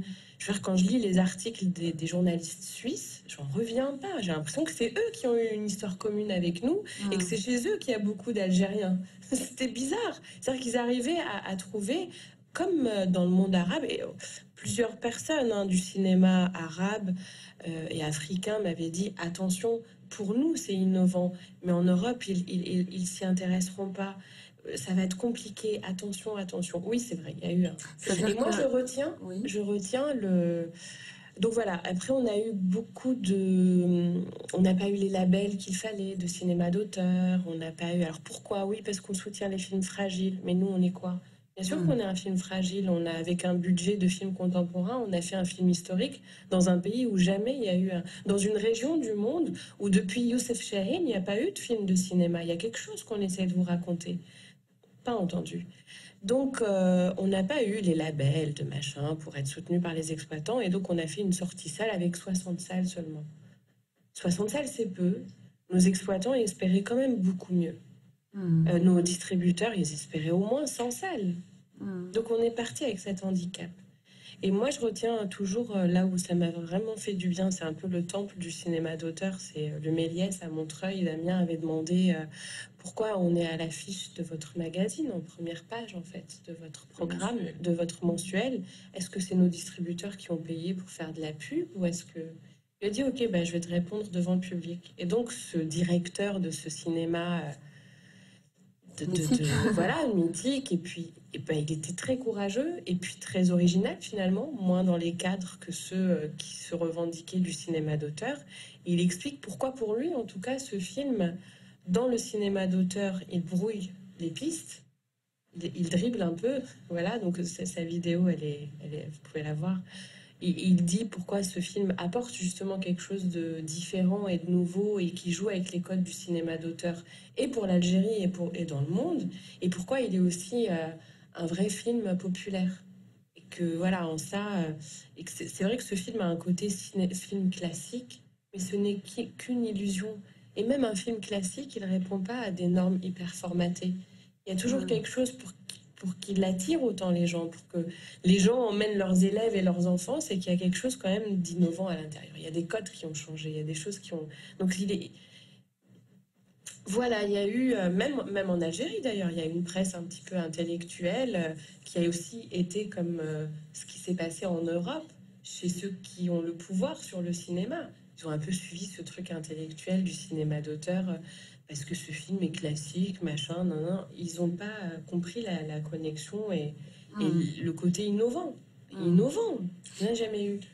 Et surtout, petit à petit, on a eu la presse alternative qui a commencé, et surtout le public qui a commencé à écrire, les web, les TikTok qui ont commencé à faire des vraies critiques. On a eu notre attaché de presse qui s'appelle Hassan Guerard, à qui je rends hommage parce qu'il est d'origine algérienne et c'était très important qu'il soit d'origine algérienne. Puis en France, il a fait énormément pour le cinéma français, il a fait énormément pour le cinéma arabe en France, il est décoré, voilà, c'est quelqu'un... Et donc à ce moment-là, il dit, mais ce film, attends, il se rend compte à un moment qu'il est dans les films non vus, que quand on envoie à la presse, non, il est dans les films non vus parce qu'il y a trop de films et les gens n'ont pas le temps. Il n'y a pas de... Voilà, c'est un film en langue étrangère. C'est plus comme avant, il y a plus de place. Vraiment, il y a trop de films, surtout après les embouteillages du Covid. Et donc, il commence aussi à se battre pour qu'on voit le film. Et là, oui, on a réussi à faire France 5, France 2 et même Canal+. Et ça a été aussi, à cet endroit-là, des gens qui se sont battus pour dire « Allô, regardez le film, il y a quelque chose qui se passe. » Voilà. C'est ce qui a un petit peu débloqué. Voilà. C'est que quand on sort un film à l'étranger, on a un attaché de presse qui, lui, va envoyer le film et organiser des projections presse, plusieurs, les 2 mois avant la sortie. Et c'est vrai qu'Hassan Guerard a fait ce qu'on peut appeler en foot une remontada. C'est-à-dire qu'à un moment, il s'est rendu compte 3 semaines avant la sortie que le monde n'avait pas vu le film et qu'il n'allait pas le voir. Non, je cite parce que Effectivement, on a eu un soutien vraiment inconditionnel de vrais cinéphiles et critiques de cinéma, mais plus alternatifs, que ce soit Samir Arjoum sur son émission Micro-Ciné, donc en ligne sur YouTube, ou des nouvelles du front, et Alexia, ou Les tout premiers qui ont... le Rayon Vert, la revue belge, ou Nadia Mefla avec Contrebande. Avec eux, on a parlé de cinéma, sans, comme aujourd'hui, sans critères de durée. Ça nous a permis d'atteindre des chaînes de télé comme chez Alibadou ou Canal+, où vraiment aussi on parlait du film et les gens avaient vu le film, ils s'étaient intéressés, ils étaient curieux du film. Mais je dirais sur la presse officielle spécialisée, quand je dis spécialisée, je parle de Cahiers du cinéma positif, Le Monde, Les Libérations, c'est ces gros journaux-là qui ont pignon sur rue et qui sont très importants pour une sortie. Ça a été un peu un mépris, un non-intérêt. Qu'on a eu quand on n'a pas eu certaines salles de cinéma, qu'elle parle de 60 salles. Il y a quand même ce film donné une image d'un pays, pourtant l'Algérie notamment, ils étaient en campagne présidentielle, il y a certains candidats qui ont toujours ce mot à la bouche. L'Algérie, on en parle tout le temps en France, mais quand on propose une image, un film, tout le monde... Différente de ce que peut-être c'est-à-dire certains différente, attendent. C'est-à-dire on voit pas de pauvreté, de voilà, misère. de pleurnicherie. Et c'est marrant cette question, parce que hier, justement, j'ai lu un extrait d'une critique sur un film marocain qui est actuellement en salle en France, j'ai oublié le titre, peut-être Les Meutes, qui sont vraiment très bien, Les Meutes, je crois. Et ce film parlait des parallèles sur les films de la région, marocains, tunisiens, et il disait c'est aussi comme en Algérie il y a 5 ans avec certains films, en disant il y a un mouvement de cinéma, mais malheureusement ces cinéastes qui sont un espoir vivent dans des pays où peut-être demain, où leur liberté de création est compromise et peut-être demain il n'y aura rien. Il y a ce regard condescendant paternaliste. Moi, je parle vraiment, quand je citais ces gros journaux ou presse spécialisée, d'une crise profonde de la critique de cinéma en France. On n'est pas comme il y a 20 ans où il y avait encore des grosses pointures. Là, certains ont été un peu mis sur la touche et ils ne sont pas curieux d'un film, ils attendent d'un film. C'est un petit peu comme si en s'asseyant dans la salle, ils savent déjà ce qu'ils voudraient voir. Et nous, on est arrivé à quelque chose qui était des rois, des reines en Algérie en 16e siècle. C'est ça. Et ça va contre ce fameux discours condescendant. C'est comme une anecdote. Bon, elle se reconnaîtra, mais c'est important. Là, on est en Algérie, on est chez nous, on va parler. Je veux dire, je fais une émission quand même dans une grosse télé, et je pense que beaucoup l'ont vu. J'en ai jamais parlé. Bon, maintenant le film est sorti, on peut quand même prendre du recul et en parler, et je pense que ça servira de leçon. Je fais un entretien avec une journaliste, on me dit qu'elle est une journaliste importante, qu'elle fait effectivement des émissions importantes de cinéma. Et en fait, je n'avais pas vu l'émission quand ça a été projeté. C'était une matinale dans une grosse chaîne de service public en France. Et donc, le matin, elle fait ce compte-rendu. On voit mon interview où, en plus, je parle vraiment sincèrement. Je suis concentrée et tout ça.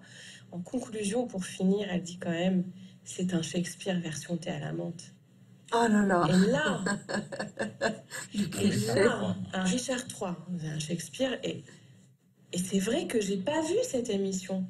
J'avais fait, moi, cet entretien de façon sérieuse.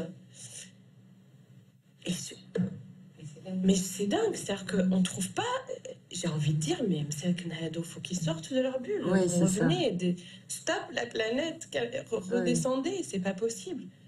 Dans une chaîne quand même... Voilà, on était un peu dans des espèces de choses comme ça, mais pas que. Heureusement qu'il y a eu des gens curieux et intelligents, notamment des gens qui nous avaient suivis sur Canal+, à l'époque de Qindil El Bahr, ce journaliste incroyable. RFI nous connaissait aussi de Qindil El Bahr.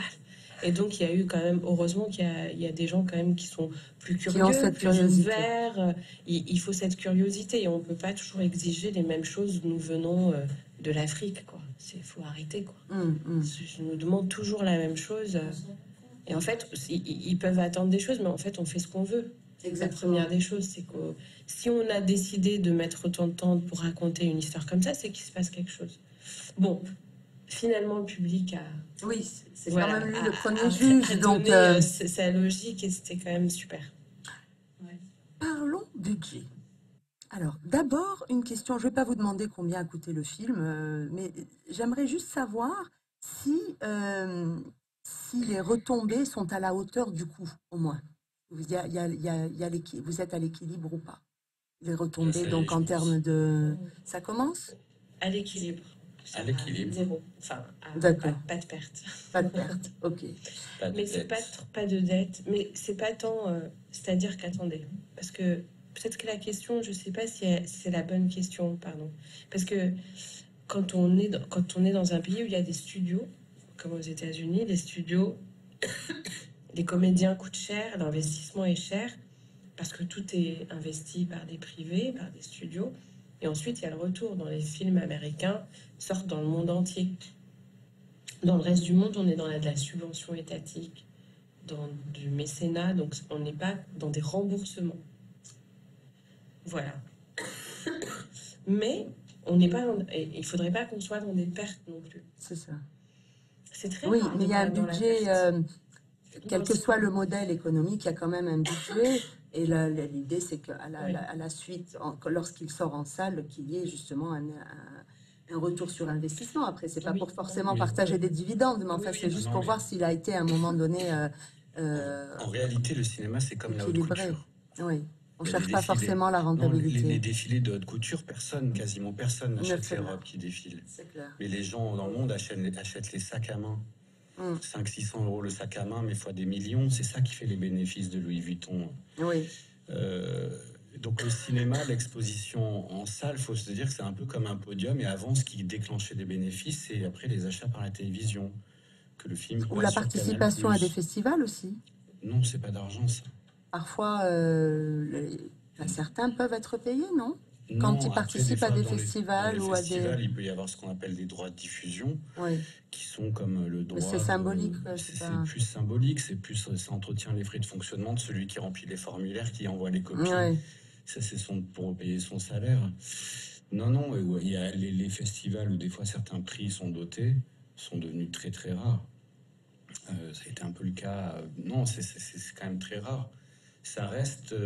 Il faut se dire qu'un film qui fait en général beaucoup, film d'auteur, beaucoup de festivals, il gagne pas vraiment d'argent avec ça. mm, Et du coup, la sortie en salle, on parle presque d'accident. Et encore plus pour un film d'auteur quand on engrange des bénéfices. mm. Et nous, en l'occurrence, c'est un film qui est autour à la fin de 2 millions d'euros, un petit peu plus. Et quand on tourne au tournage, on est à moitié de ça. Donc on part avec un déficit et on se dit on va remonter parce que quand on va montrer cet univers qu'on a travaillé là comme des fourmis pendant des années, l'assembler, ça va plaire, on va avoir d'autres partenaires qui vont entrer en jeu. Et qui fait que là on arrive à un équilibre. En général, le cinéma au niveau mondial, le cinéma d'auteur, donc qui concerne tous les pays, ça vient de subventions publiques des pays ou de subventions d'institutions de cinéma. On voit sur notre film, on a de l'Arabie Saoudite, le Qatar, on a des fonds du Liban jusqu'à l'Asie. Pour la majorité, c'est ce qu'on appelle le free money. On a été sélectionné sur scénario, ils nous donnent une subvention, mais on ne doit rien en retour, si ce n'est mettre leur logo. Le système dont tu parles, hollywoodien, qui fait engrange des bénéfices, c'est comme dit Adila, c'est que du privé. Un privé, quand il met de l'argent, au premier argent qui remonte, c'est pour rentabiliser ça, et après les bénéfices. Nous, en l'occurrence, le cumul des entrées salles actuelles fait qu'on arrive à cet équilibre parce qu'on a joué gros, on a misé gros, on a sacrifié beaucoup en disant avec ces 2 millions d'euros, c'est le prix d'un film contemporain, y compris algérien. Non, mais il faut donner des repères sur 2 millions d'euros. C'est-à-dire, dans le monde, là, maintenant, de n'importe quel pays, c'est-à-dire quand on est en dessous de 3 millions d'euros, à peu près, c'est un petit budget. C'est des films à petit budget. Oui. Alors, pour un film historique, c'est même pas imaginable. C'est-à-dire, il nous aurait fallu 6 millions, 5 millions. Là, on est sur 2 millions. Voilà, c'est un low budget de cinéma. Voilà, les gens. En réalité. Et on fait travailler. Mais pour l'Algérie, parce que l'Algérie a quand même financé une bonne partie, mais par rapport au film algérien, est-ce que c'était un budget important? Par rapport au film historique, non, c'est un budget tout à fait en dessous. En dessous. D'accord. Ouais, c'est pas. Il y a eu des films historiques en Algérie qui sont un petit peu au-dessus. Ouais. Non.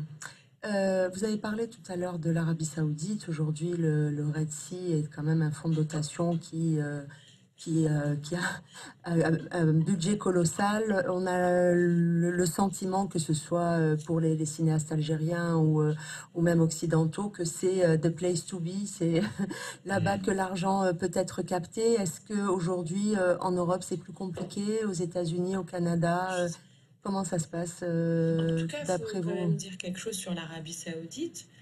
Nous, à Venise, on a rencontré des cinéastes et femmes et hommes de notre âge à peu près et plus jeunes. Donc en fait, l'Arabie Saoudite a vraiment s'est lancée dans le cinéma, dans la culture. La police religieuse n'existe plus, n'intervient plus dans les salles. Il y a des gens qui faisaient du cinéma clandestinement et du théâtre clandestinement qui aujourd'hui sont dans les institutions de cinéma, qui aujourd'hui font des films. D'ailleurs, on a rencontré une jeune réalisatrice dont le film pour ses études, pour sa soutenance, c'était Qendil Al-Bahr. C'est très honoré. Ouais. Et du coup, là-bas, ils font appel à toutes les compétences mondiales.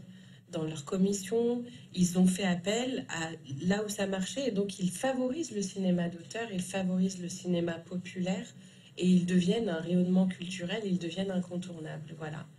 C'est pas que comment l'argent revient. C'est-à-dire qu'ils sont en train de mettre de l'argent sans avoir, oui, parce qu'ils veulent se exister. positionner comme une Voilà, place il y a des pays, internationale sans de la... forcément citer ces pays, mais si on va les citer, mais par exemple, le cinéma palestinien.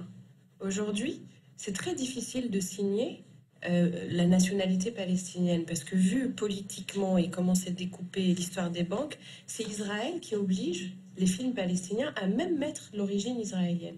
C'est-à-dire qu'aujourd'hui, on est en train de subir un effacement du cinéma palestinien, que nous, on soutient. Avec Damien, qu'on a soutenu toujours ce cinéma palestinien. Il y a aussi des Algéro-palestiniens qui travaillent là-bas, qui sont des producteurs, réalisatrices, qui travaillent là-bas et qui font des films. Voilà comment on peut faire l'effacement d'une culture, d'un pays, d'un peuple. C'est-à-dire qu'à un moment, il y a des pays qui ont parfaitement compris, intégré depuis longtemps qu'il fallait investir dans ces créations culturelles et les laisser libres, parce que plus elles sont libres, plus il y en aura, plus ça va émerger et les meilleurs vont rayonner dans le monde. On est encore aujourd'hui en train d'expliquer toujours à toutes sortes de partenaires, qu'ils soient privés, publics, juste professionnels, encore en train de leur expliquer l'enjeu, l'importance. Bon, après, si tout le monde s'en fout un peu, oui, ce sera compliqué. Mais aujourd'hui, on trouve comment faire comprendre? C'est-à-dire, je pense que la meilleure façon de faire comprendre, c'est qu'il faut qu'ils aillent dans les grands festivals du monde, il faut qu'ils aillent dans le monde pour voir qu'un pays qui n'a pas de cinéma, un pays qui n'a pas d'œuvre d'art, en fait, n'existe pas pour les gens. Qui me oui, parce que ils veulent financer des films pour pouvoir intervenir sur le scénario, sur l'Algérie, tout ça. C'est juste que tu n'existes pas. Les gens, ils sont en train de tracer leur vie dans le monde. Parce que tout c'est aussi l'institution qui est en train de s'installer et qui est en train de bloquer. Donc j'ai envie de dire, les gars, faites des films, c'est important, tout ça. Je suis pas du genre à dire ouais, les autorités. Non. Oui, parce que même les privés ne jouent pas. Enfin, moi, à chaque fois que j'entends un privé parler de cinéma, ils disent qu'il faut faire des multiplexes. Je veux dire, mais peut-être qu'il faut déjà, pour qu'il y ait des multiplexes, il faut déjà qu'il y ait des films. Donc pourquoi ne pas commencer en amont? Mais il y a quelque chose qui est de l'ordre de l'ignorance aussi, je pense. Avant les privés, on avait toujours du mécénat ou du sponsoring. Aujourd'hui, on n'en a plus au cinéma. Depuis quelques années, il n'y a plus. C'est vraiment très rare et nous... D'ailleurs, on les met beaucoup en valeur, le peu qui nous ont aidés avec des apports industriels, voilà. Et surtout, c'est avantagé au niveau des... Oui, absolument, il y a une loi. Mais il n'y a plus, c'est vrai qu'il n'y a plus. Mais bon, c'est une espèce de perte de foi générale. J'espère que là, il y a un regain, quoi. C'est-à-dire que là, ce qui se passe avec le film, notamment, mais ce qui s'est passé avec d'autres films aussi. Il y a eu, moi, je pense à Lies Salem, Mascarade. À l'époque, Mascarade, c'était waouh, c'était la joie, c'est vraiment... Le film populaire, très beau, très fort. À tout point de vue, il était très fort.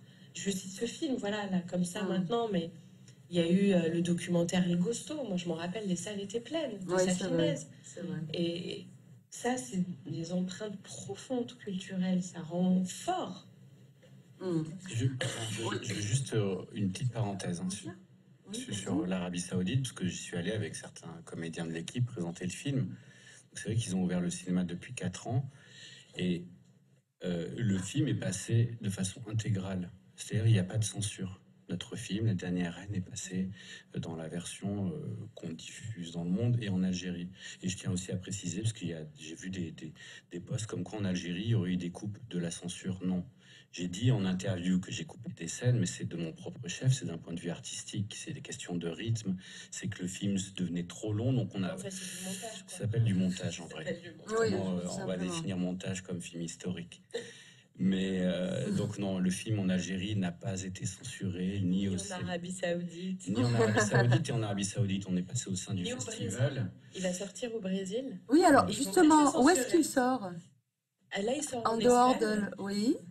Alors, il est sorti en Suisse. Traduit ou sous-titré ou doublé? Non, non, sous-titré, on Sous-titré garde la pour le langue. moment. On est- Ok. on Il est garde sorti la à langue. Dubaï. Non, en Espagne, il y a une partie, ils vont faire moitié-moitié, sous-titré et doublé, espagnol.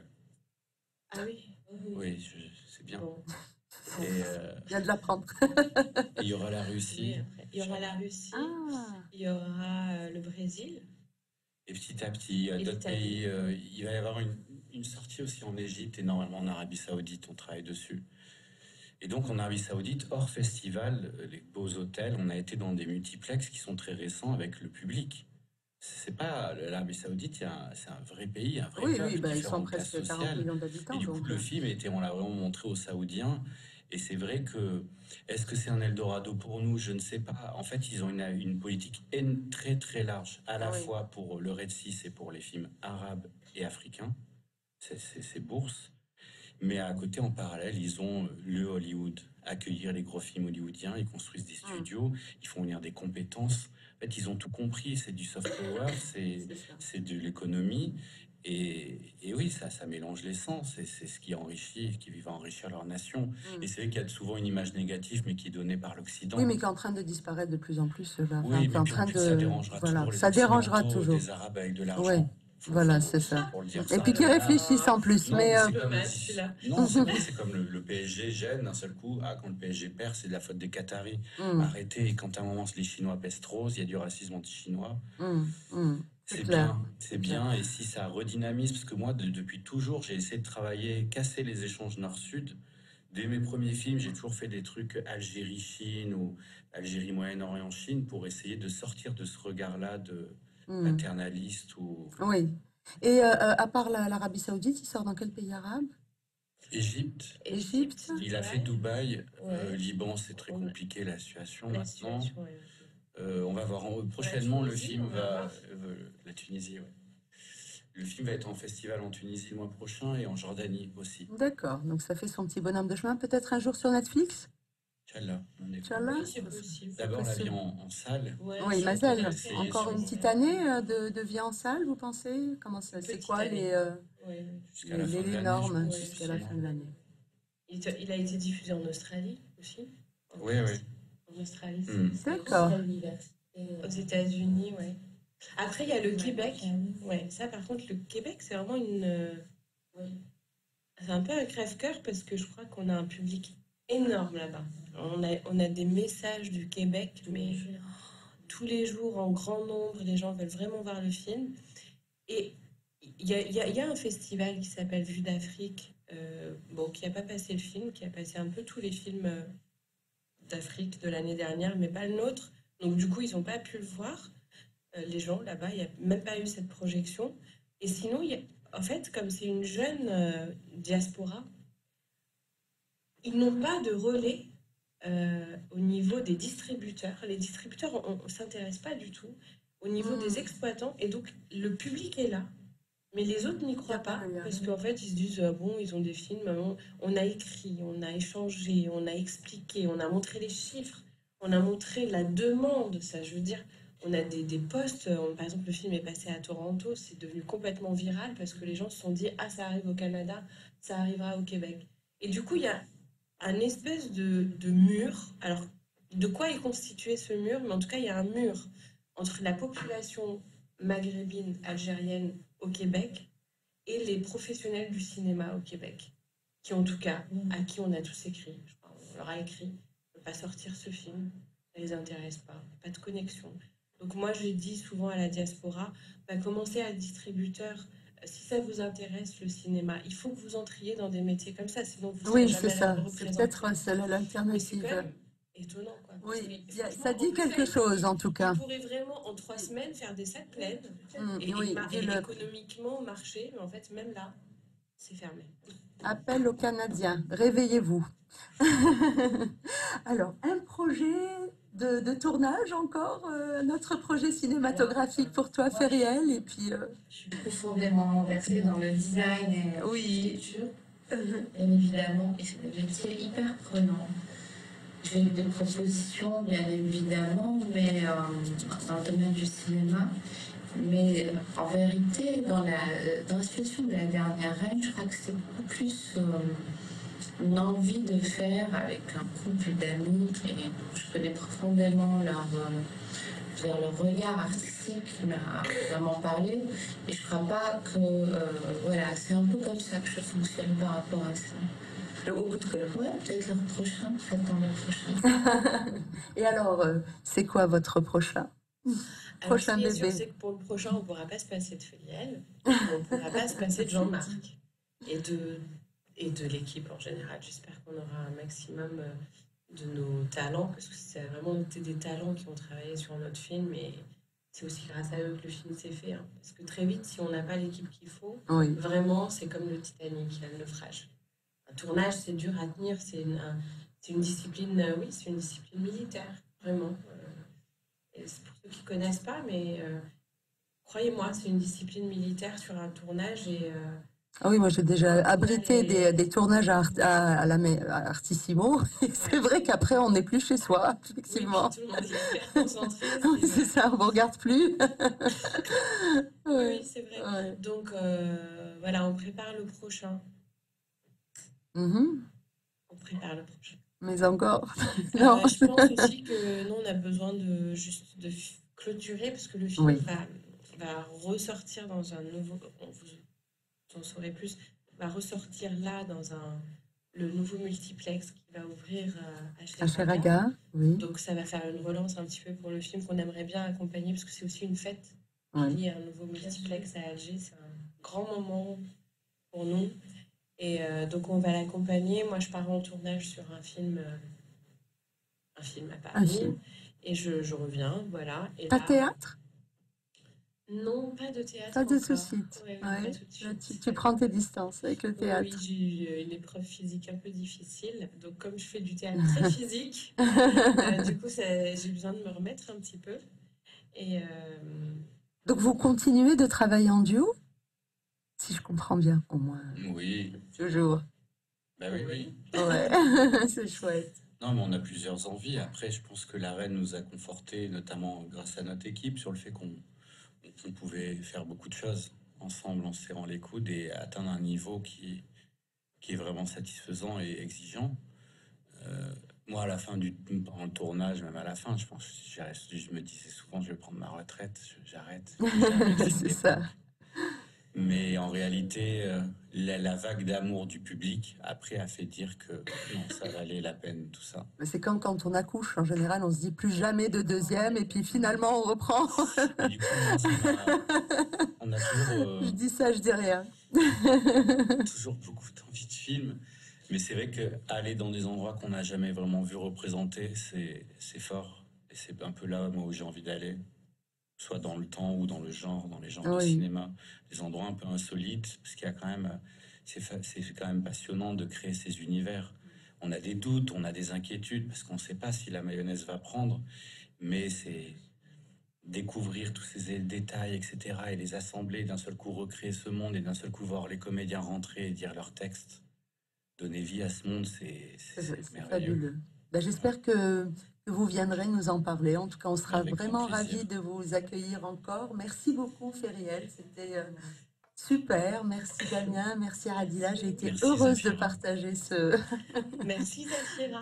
Voilà, Avec la vraie Merci, dernière Maud. reine. La vraie Shira. En tout cas, Lina, elle. Merci, Maud. Je me jette des fleurs, ça m'arrive pas souvent. La vraie Zafira. Merci encore. C'était, nous arrivons à la fin de ce numéro et j'espère à très vite.